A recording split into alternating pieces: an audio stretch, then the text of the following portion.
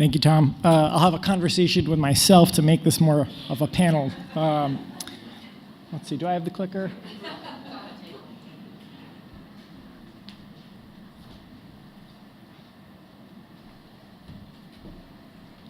Okay, so this is going to be a pretty quick session. So we've talked this morning about where RAD is going, talked about Greg's panel about the strategic planning that a PHA should do to think about what it wants to be, what it wants to do with its assets. So this session is just going to provide a quick overview, a roadmap of the RAD conversion process. Once you've decided, yes, RAD is the tool you're going to use. It is in some way a table of contents for the rest of today and for tomorrow, where we're going to go in much greater detail. So this is the 30,000 foot view, occasionally getting down to 15,000 feet. What we're really just trying to do here, orient you to the overall conversion process, introduce you to some of the lingo that we use. It's one of the best parts of creating a new program is you get to come up with new acronyms, which we savor. Introduce you to the key players that you'll be working with throughout the way. So I want to first say, give a little background of what were we thinking when we designed RAD and as we continue to design and improve RAD. So number one, we wanted to provide PHAs the tools that they need to meet their local preservation objectives, right? So that's just a key undergirding everything we do. That's what we're trying to achieve. We want to ensure the long-term physical and financial feasibility of converted properties. We want to ensure residents are protected and benefit from conversion. Then finally, we want to make sure we comply with all statutory and regulatory requirements. And I don't say that at the end just to say, oh yeah, then there's those other things, but to say the new things we require and impose in RAD are really to achieve the first three bullets at the top. Everything else critically important to comply with environmental requirements and fair housing and civil rights requirements, continue to comply with public housing requirements while you're there, and then Section 8 requirements once converted. But the unique requirements we create in RAD are really trying to facilitate local objectives, ensure that assets are viable, and keep residents protected. So here's the overall map, the framework for the day. So we discussed, as I said, strategic planning. This morning, I'm going to go, this is the 30,000 foot. The following slides after this will get down to 15,000 feet. You decide you want to do RAD. You submit a RAD application. HUD reviews that RAD application, approves it. If it has authority under the CAP, we issue a Chap. One second, while I see all the cameras up, I want to first say that, remind folks, all these sessions are recorded. All the recorded sessions will be available online immediately after the conference. We'll also have all the slides. We'll even have a key takeaways document for each session, so you don't have to, you could pay attention, engage in the conversation. We want to minimize how much note-taking you're doing and all that, and give your fingers a break. I'm sorry to interrupt that. And that's for folks that have given us their email when they registered. So if you, for whatever reason, haven't given us an email, make sure you see somebody at the desk outside so we have your information. Okay, sorry. Back to where we were. You get a Chap award. The Chap award is your reservation under the CAP. We have a 455,000 unit cap of the number of public housing units that can convert. And the Chap holds on to those units for your housing authority. Once you get a Chap, you're preparing all sorts of due diligence documents to give us a completed financing plan, including a capital needs assessment, environmental review documents, et cetera. But there are actually some things before you even submit your financing plan that you need to get from HUD, approvals you need to get from HUD. And we'll talk about that in a second. So you get your financing, your pre-financing approval items approved. You put together all the other requirements of the financing plan. You submit it to us. We take 60 to 90 days to review and approve it. we approve it by issuing a RAD conversion commitment, an RCC, which sets out the terms and conditions for closing and puts you into the closing process. And then you proceed towards closing. At closing, we're removing the units from the public housing ACC by getting them out of PIC. We're releasing the declaration of trust. We're signing the new HAP contract, and we're recording a new RAD use agreement. Then at that point, for any repairs that are required in the RCC, which doesn't necessarily have to be the case in every conversion, for any repairs that are required or new construction, then you commence the work. So that's just an important to note that you're doing the work once you're on the Section 8 platform. To frame this in a slightly different way, this slide might be overly ambitious, but trying to get across 2 points. From Chap award through the end of your rehab construction period, you're engaging with our Office of Recapitalization throughout the way, tracking the transaction, the progress made. First you have a transaction manager. Then when the RCC is issued, you have a closing coordinator. All the while, you're making your submissions to us through the RAD Resource Desk. The RAD Resource Desk, you'll hear much more about it later today. It's a critical portal through which we track all transactions. That's one of the reasons they're sitting outside all day long so that folks can get acclimated to it if you're not already acclimated to it, for those new to it. We also, by the way, have a bunch of our transaction managers sitting outside all day. So if at any point you get tired of what we're talking about and you have a burning question about how you're going to accomplish something through RAD, go outside. We've got experts sitting outside who can talk you through it. Okay, so on the other side of this slide, just an important note that until you convert, you are still in the public housing platform. That means you're subject to all management and occupancy and funding requirements of the public housing program. Then when you convert, you're at the Section 8 platform, and all of a sudden everything switches over. You're subject to all of the requirements of the Section 8 program. So critical to know, you're not in this limbo space while you're converting to RAD. You still have to make sure you're complying with public housing requirements. Okay, so now we'll dive down a little bit deeper into each of the steps along the way. Much of this, again, will be discussed in much greater detail later today, with the exception of the RAD application, so I'll spend a couple of extra minutes here. So the RAD application, Tom mentioned earlier this morning, we have a new, much simpler application, just released and posted yesterday. We discovered over the years we don't really need to know what your utility bills might be in 2 years if you convert and if you potentially do the scope of rehab that you think you're going to do. We scaled that back, so it's a much simpler application. Should be something PHA staffs can complete pretty readily, and should hopefully reduce a bunch of your burden. The main purpose of the application is to confirm that the property is actually eligible to convert. For you to provide us what you think the conversion will entail: rehab, new construction, transfer of assistance, no rehab. Things change. We know that. They often do, and that's okay. We just want a starting sense of what you're thinking.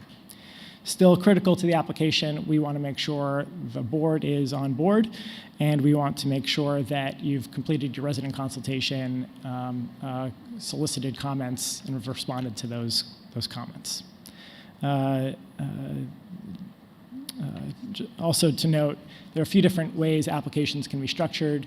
As Greg mentioned earlier this morning, your RAD conversion, you redefine or you define what your project is in that process. And so oftentimes we get in applications that is the whole AMP. Sometimes it's a part of an AMP. Sometimes it's multiple AMPs as one. And our application facilitates all of that. There are also 2 other kind of application structures you should be aware of. One is a multi-phase award. So if you're trying to redevelop a site in multiple phases, You give us an application, or actual filled-out application just for the first phase, and then you give us, you identify the remaining phases, and we reserve your conversion authority for the entire package. You don't have to give us separate applications for all the future phases. We also permit what we call portfolio awards, where a PHA defines a portfolio. It could be its entire public housing inventory. It could be a portion of it. So that PHAs can pace out when it will complete its conversions, and according to kind of strategic objectives, you give us applications for half the portfolio, and you reserve your ability to convert the rest of your portfolio just by essentially giving us a list of those properties. So these are helpful tools for PHAs, especially with larger, mid-size or larger portfolios. It's hard to convert 15 properties in a year. So this allows housing authorities to pace that out a little better. Once your RAD application is reviewed and approvable, and we have space under the CAP, we issue a Chap award. A Chap stands for a commitment to enter into a HAP contract. It is the reservation of authority under the CAP. It means that if you meet the conditions of the RAD notice, then we are holding on to our space under the 455,000 unit cap to convert you. The other critical thing it does is it establishes what the rents will be in the HAP contract when the property converts. This is then the document that you can shop around to your lenders and investors if you're pursuing debt or equity. We have a lot more background information online about how the rents are set. It's based on operating fund, capital fund, and tenant rent levels, based on essentially what you're receiving in public housing. These are called the RAD rents. One of the first things we recommend any PHA do when it gets its Chap is we have a document about Chap amendments and rent flexibilities. We want to make sure you're not missing out on potential revenue at the property. These are all the cost-neutral ways in which you can modify your rents. Oftentimes, the RAD rents as posted are not what works for the property. We don't have a ton of flexibility to simply add new funding to the contract, but we've sought out ways over the years to figure out how to cost-neutrally enhance those rents. Just two more points on the Chap. Is that right after you get your Chap, that's when you're actually submitting a removal application into PIC. It's right now in the Section 18 demolition disposition module. That's only because that's the vehicle HUD has available in PIC.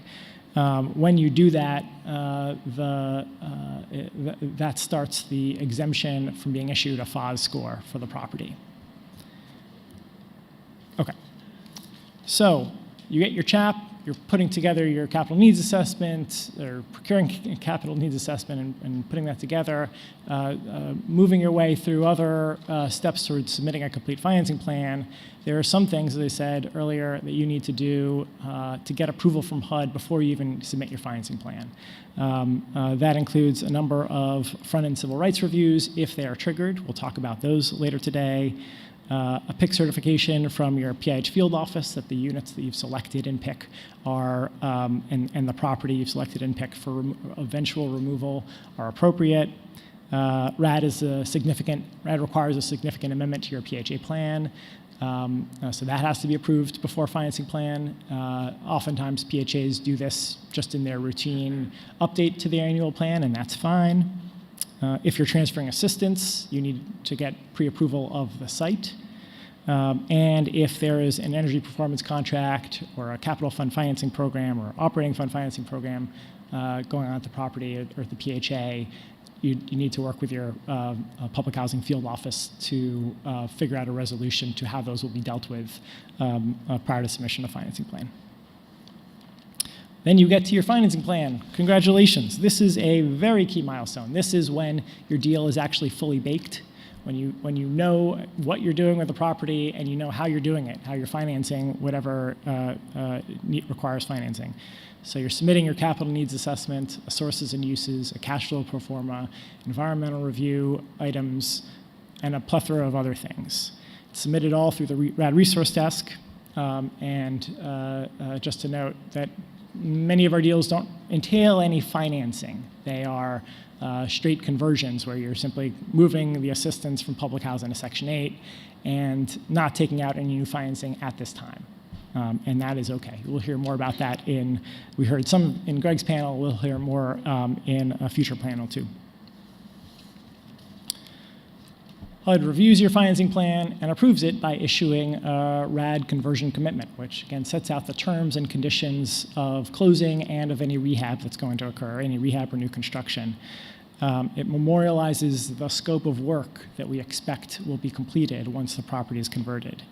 HUD issues the RCC, the PHA signs it within 30 days, and then we'll get to what the closing process entails, but one of the key things to note about the RCC is that's the earliest time residents can be relocated.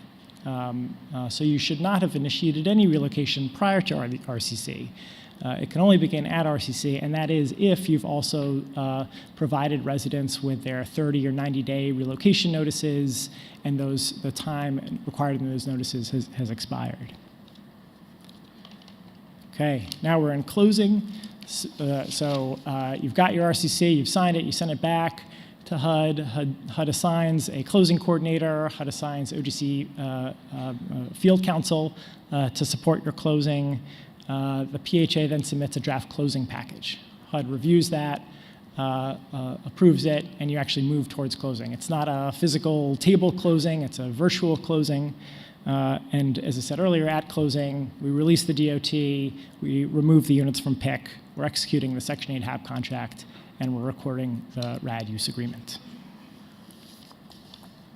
Then your rehab and construction begins.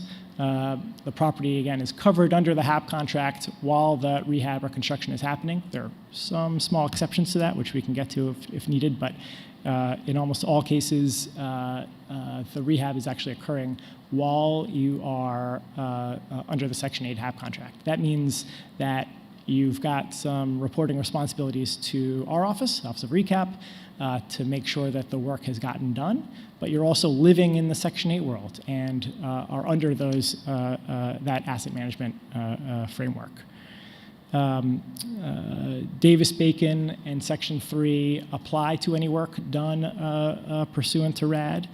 The HAP contract, unique to RAD, is the HAP contract includes a provision for rehab assistance payments. So for units that are vacant because of rehab, there's actually a way to get interim income during that period. Our office, as I said earlier, our office is responsible for overseeing that the rehab gets done, and we have in the RAD resource desk a way for you to come back to us and provide certifications that the work got done, the tenants have returned to the property, and key items of that nature. Okay, that is an overview of the RAD conversion process. How are we doing on time? Sorry. We're doing great on time. So we do have time for a couple of questions, if we have any. For all of these topics, we're going to go into more detail in individual sessions, so you'll have plenty of time. As I said, and we're also roaming around and at tables outside, so you can always grab us for any more detailed questions. But are there any questions at this point? Would you mind going to the microphone so when the recording, so you'll be memorialized for all time in the recording? Is there any requirement to reoccupy those units prior to receiving the RCC? If we have vacancies now and we already receive our Chaps, and the units are vacant. Some are vacant, so I just wanted to see if there's any requirement to reoccupy them prior to RCC? So there's no requirement that once you have your CHAP, there's no requirement that you reoccupy units. Certainly, a lot of housing authorities are purposefully not releasing units because they anticipate rehab, and there's no point to reoccupy a unit and then have to move those folks out 5 months later. We do suggest that you talk it through with the Public Housing Field Office because they are, of course, monitoring the occupancy, and they should just be aware of why you're taking the action you're taking and make sure it's reasonable.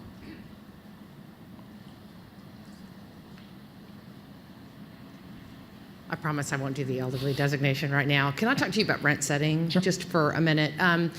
We're having two challenges, and we're fixers, so we're coming in after the fact and going in and working with housing authorities that have gone out of compliance in the PBRA contracts. And one of the biggest challenges that we're having with rent setting, or two of the biggest challenges that we're having right now with rent setting is one, sometimes the rents are so low that for new residents, we can't comply with the Section 8 requirements. Not only do the residents have to meet the income limit requirements, but they also have to require at least $1 of subsidy. And sometimes these rents are so low that even though we do have a very low income family, once we do the rent calculation, it's 0 AP. So we can't qualify the residents to move them in, and we're having to go to HUD to get exceptions to move the residents in at it's not 0 HAP, but at a low AP. Mm-hmm.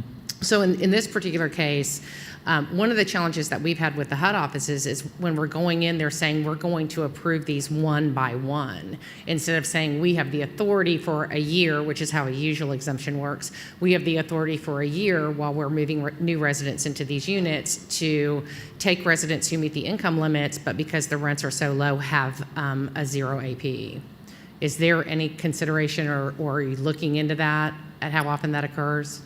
We went right into the weeds. Thank you. Sorry. So let me just give a little background for folks. So the RAD rents are set based on public housing funding levels. That is not the market rent. That often might mean a rent level of $400 or $500, which might mean that that's about what the rent a tenant would pay if they made $25,000 a year, which would still qualify as low income. For any existing residents, everybody gets to stay, has to be able to stay at the property regardless of their income level. For new admissions, it should be. And so there's probably some processing issues we need to work out internally within HUD. It should be that for PBRA, new admission only needs to be income qualified, but there's no requirement that they have to have more than $0 in HAP payment. For PBV, there is. So we'll take note of that, and we'll discuss that internally. Okay, and then the second thing, we're finding that a lot of owners are unaware that the resident rent, the resident contribution, or the tenant rent can exceed gross rent on the properties. And we definitely get into this when we're moving into tax credit mode, that the rent calculation is more like a PRAC rent calculation than anything else. So there's no cap on the rent that a resident pays, obviously, and we move into the tax credit max rent rules as well. So what ends up happening is we go into these owner agents' properties, and they've terminated subsidy based on 0 AP, and we're saying you can't terminate subsidy, you have to continue escalating the cost of the rent, which is revenue for the owner agents that they're totally and completely unaware of. Okay. It sounds like that's a good education campaign. We have, on that note, we have a lot of guidance out on RAD. Two of the key documents we have are a PBV quick reference guide and a PBRA quick reference guide that identifies key things folks need to know about how RAD intersects with these Section 8 programs. We're updating those currently, and that's certainly one of the key things we want to be able to stress and educate folks on. Okay. So thank you. We'll probably have time for one more question, I'm guessing. Yeah. Hi. Good morning. Does it count if I have one question and two comments? Okay. I'm from the Orlando Housing Authority. I just wanted to clarify something. In one of your last slides, you mentioned that once you insert the information in the PIC removal application, that exempts you from FOS. Did I hear that? Mm-hmm. So is it at that point? Because I just had this discussion with my boss yesterday. So is this at the point you insert the information into the removal application, then that you get scored, but it does not count against you? Is that what I'm hearing? That's right. HUD develops a score, but doesn't issue the score. Ah, I'm going to text So- her right now. Developed doesn't issue, because that's what I had said. And that means the REAC is still coming out to do an inspection. Yeah. While you They just still not come going out. to issue a score, right? Right. So this is. Okay, so thank you. The other one is, this is a shameless plug or a desperate plea. If anyone else has gotten anywhere with their CFFP, because we have one, and I know it has to be paid with capital funds, and I hear other people have done it with no problem. We're struggling. So I got my hand up waving. And my last one, and I think that's it. So thank you. Thank you. All right. Okay, I think that is it for this session. We're going to take a 10-minute break. We'll all be back at 11:10.